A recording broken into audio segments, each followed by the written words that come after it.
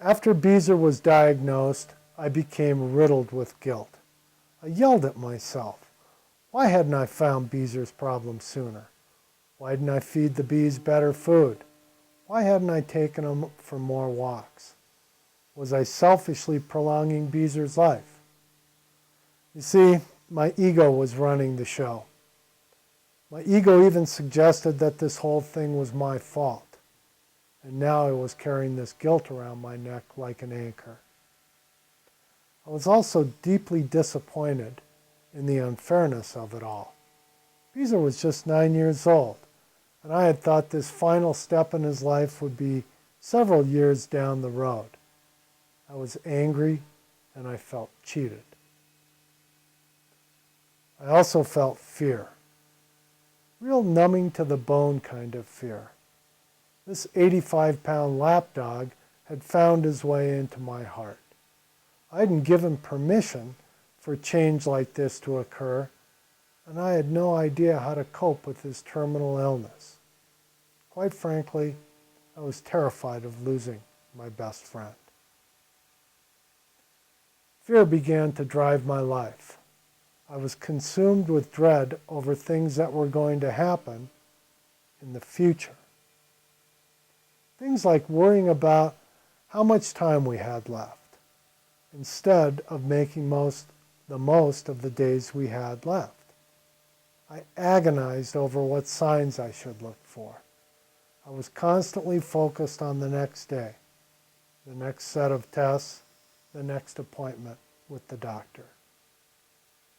To make matters worse, as a divorced, self-employed attorney, I was used to controlling the world around me.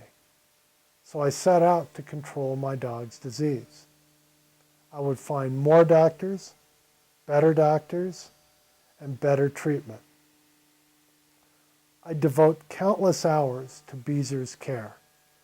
After all, we were going to have our own Lance Armstrong story. You see, back then, I believed any problem, could be solved if I just worked a little harder. Dedication and hard work. That had been my mantra for over 40 years, and it had worked for everything else.